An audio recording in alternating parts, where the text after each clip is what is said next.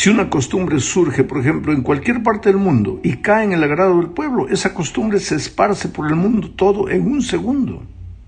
Esos son los tiempos en los que vivimos y lamentablemente no es fácil conservar los principios y valores cristianos en un mundo cada vez más secular, más egocéntrico, más irreverente. Antes de seguir adelante necesitamos saber lo que es la cultura de un pueblo. Mira, la cultura es un conjunto de valores, tradiciones, símbolos, creencias y modos de comportamiento que funcionan como elemento que une a un grupo social y que les da a los individuos el sentimiento de pertenecer a ese grupo. Pero las culturas en general no son homogéneas. Dentro de cada cultura hay grupos que podríamos llamar de subculturas, que forman parte de la diversidad interna de cada cultura y que atiende a los intereses, doctrinas, normas y ritos que comparten dichos grupos dentro de la cultura dominante. Un ejemplo, dentro de la cultura que domina al mundo en nuestros días, estamos nosotros como iglesia, predicando valores bíblicos, principios que encontramos en la enseñanza de la palabra de Dios, pero predicando todo eso en un mundo donde la Biblia pareciera que ya no tiene más valor. Ahora, esa es la lucha que los padres tienen en los hogares.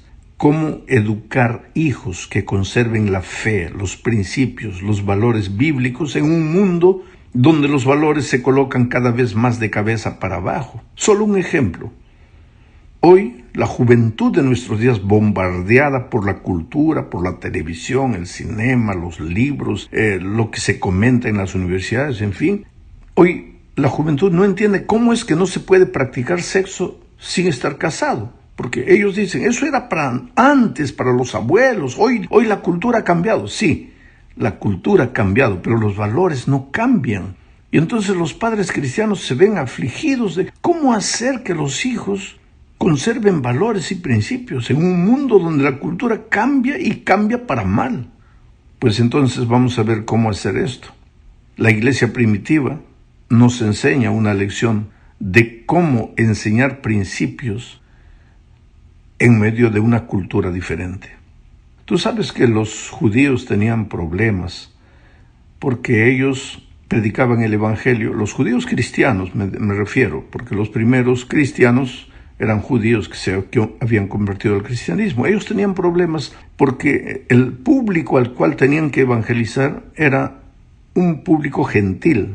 La cultura de esa gente era gentil, mientras que la cultura de los primeros cristianos era judía.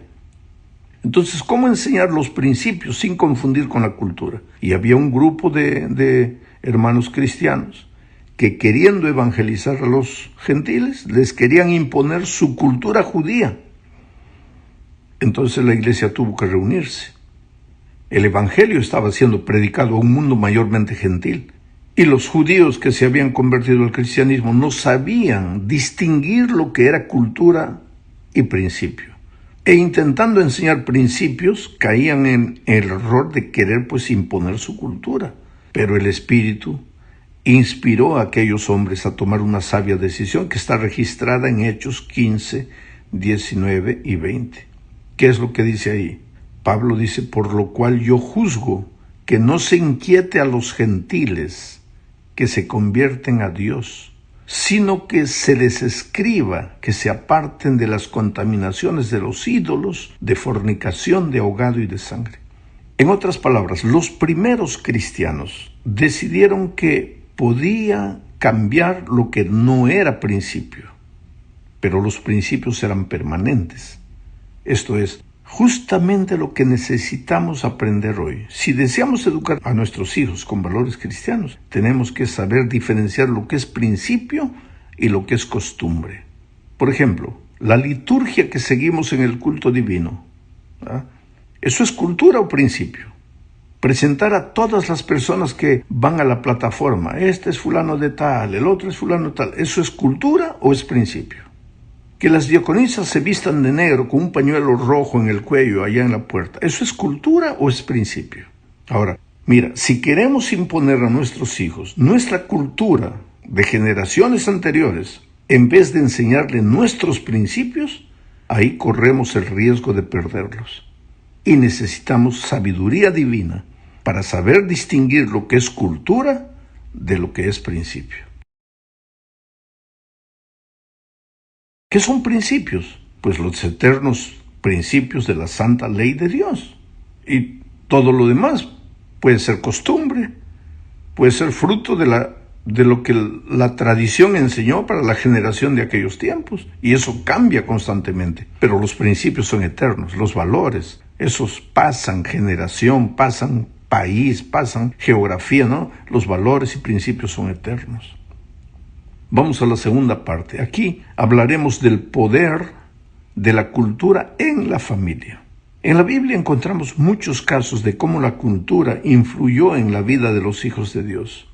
Porque nosotros estamos viviendo en estos tiempos y querramos o no nos contagiamos de la cultura de afuera. Sara, por ejemplo, permitió que su criada Agar tuviera un hijo con Abraham, porque esa era la cultura de sus días, pero era la cultura de la gente de afuera y sin embargo esa cultura se metió al pueblo de Dios y Sara permitió eso y de ahí nació Ismael.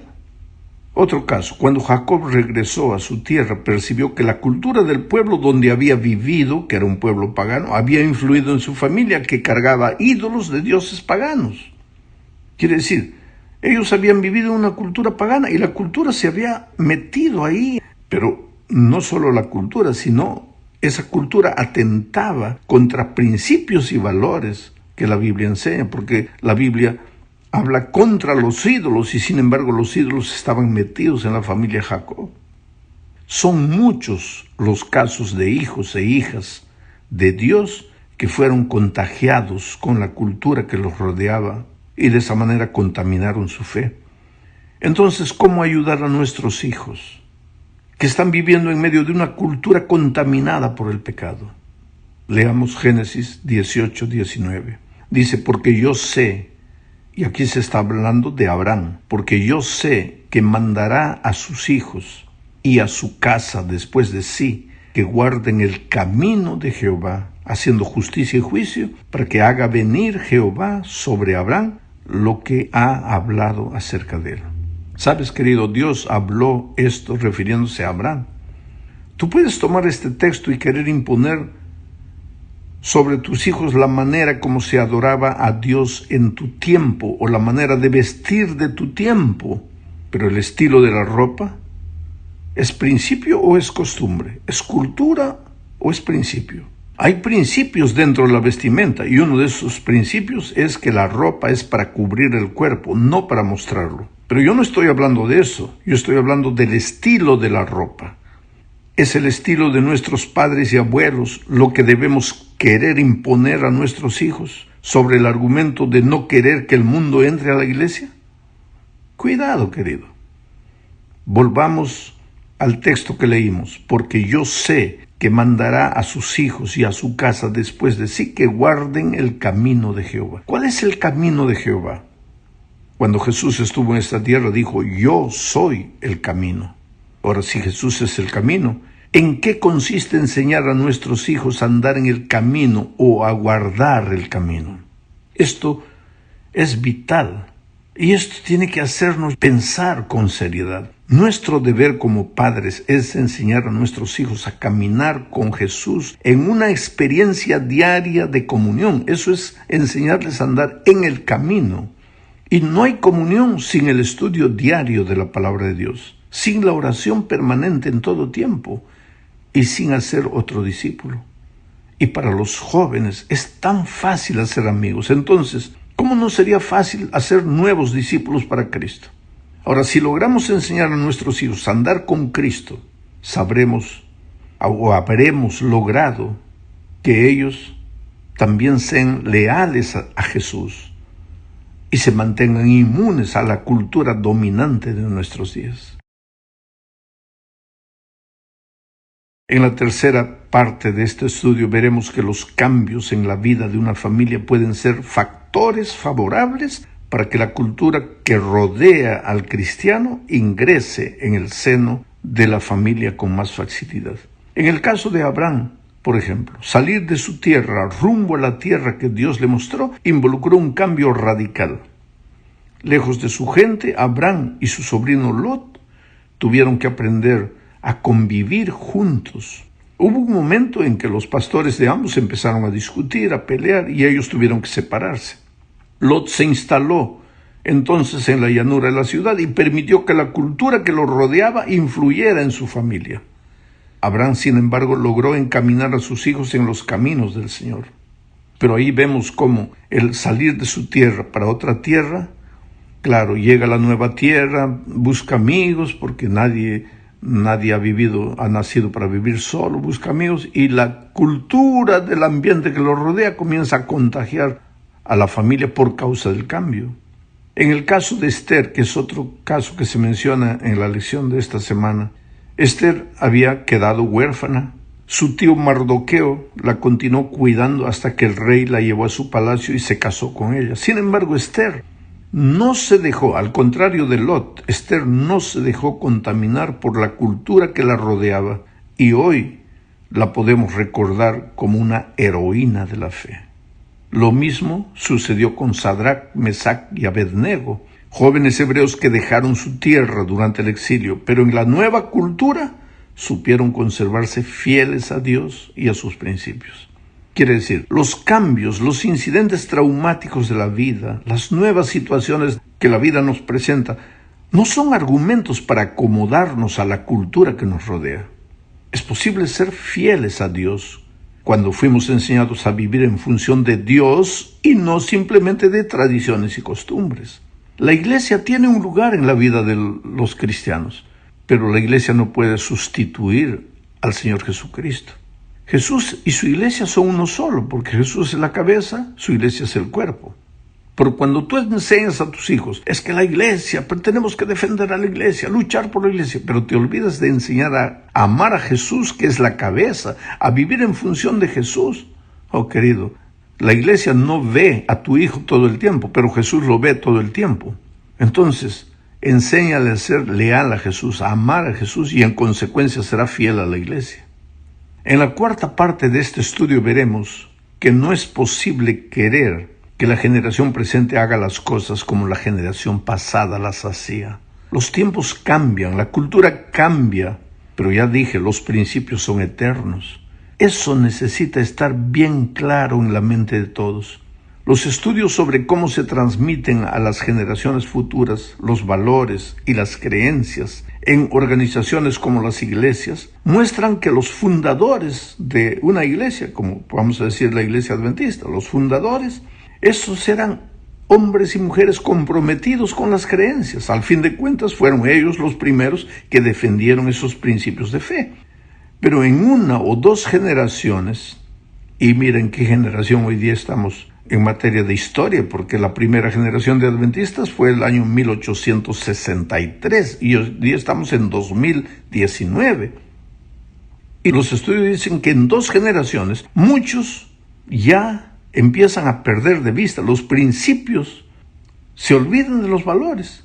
Quizás estén de acuerdo con la organización, pero generalmente por costumbre. En las generaciones posteriores, la cultura influye mucho en el comportamiento. La pasión de los fundadores se diluye. Eso fue lo que sucedió con Israel en el pasado. Jueces 2, 7 al 10 dice lo siguiente, voy a leer. Y el pueblo había servido a Jehová todo el tiempo de Josué y todo el tiempo de los ancianos que sobrevivieron a Josué, los cuales habían visto todas las grandes obras de Jehová que él había hecho por Israel. Pero murió Josué, hijo de Nun, siervo de Jehová, siendo de 110 años, y lo sepultaron en su heredad en Timat-Será, en el monte de Efraín, al norte del monte de Gaz. Y toda aquella generación también fue reunida a sus padres. Y se levantó después de ellos otra generación que no conocía a Jehová, ni la obra que él había hecho por Israel. ¿Qué cosa? Se levantó otra generación que ya no conocía la historia. Entonces, delante de esta realidad, ¿cómo hacer para transmitir principios y valores? Yo creo que una de las primeras cosas que tenemos que hacer es contar la historia de nuestra iglesia a nuestros hijos. Ellos deberían saber cómo surgió la iglesia adventista.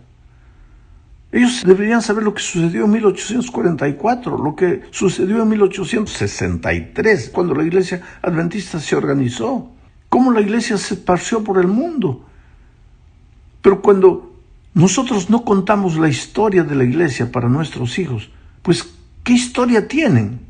Entonces ellos van a tener una visión de iglesia, a veces, de una iglesia donde los principios comienzan a caer, a desaparecer. Y algunos hermanos sinceros, queriendo mantener los principios, quieren mantener las tradiciones, las costumbres, y entran en choque con una generación que ha aprendido que la libertad es lo más sagrado que tiene. En la última parte de este estudio veremos cómo transmitir el Evangelio a las nuevas generaciones. Sabes que últimamente oigo mucho hablar de cultura postmodernista, de cultura millennial. El millennial es aquel que tiene hoy entre 23 y 38 años. ¿Cómo predicar el Evangelio a esa generación? Y ahí yo veo a veces muchos pastores desesperados. Ay, ¿cómo hacemos? ¿Cómo adaptamos el Evangelio para el millennial, para el postmodernismo? Yo creo que tengo alguna autoridad para decir lo que voy a decir. Porque, primero, Dios me ha dado la bendición de viajar por el mundo entero. Yo conozco a los jóvenes en el Japón, yo conozco a los jóvenes en África, en Europa, en Norteamérica. Yo conozco a los jóvenes en Interamérica, en Sudamérica. Yo conozco a los jóvenes de lo que se llama el primer mundo, del tercer mundo, en fin, de todas las tendencias. Y conozco la iglesia en todos esos lugares. Y en todos los lugares predico el mismo mensaje. ¿Sabes por qué?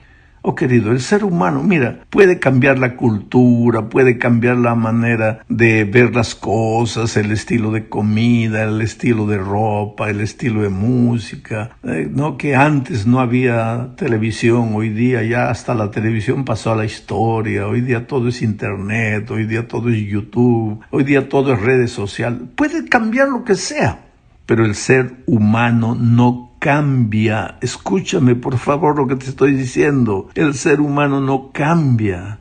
Caín no mató a su hermano Abel. Y hoy prende la televisión o lee el radio y te vas a dar cuenta que habrá en algún lugar del mundo un hermano que mató a su hermano carnal. Caín no le preguntó a Dios: ¿soy acaso yo guarda de mi hermano? Y mira el mundo hoy, si cada ser humano no se pregunta: ¿soy acaso yo guarda de mi hermano? Que me tengo que interesar con el problema del otro. Los miedos de la generación pasada son los miedos de la generación presente. La locura del hombre de antes es la locura del hombre de hoy. El hombre traicionero de antes continúa vivo hoy. El hombre desesperado y vacío de antes continúa vivo hoy. Y el mensaje de Dios es eterno, el Evangelio es eterno. ¿Por qué te complicas la vida? Predica a Jesús. El ser humano moderno y de todos los tiempos es movido a necesidad. Tú vas a la panadería porque necesitas pan, vas a la farmacia porque necesitas remedio, vas al médico porque necesitas hacer una consulta, vas al dentista porque te está doliendo el diente. El ser humano es movido a necesidad. Yo digo que el ser humano, así como la gasolina mueve al carro, la necesidad mueve al ser humano. Entonces toma la Biblia, toma los valores, toma los principios, toma la doctrina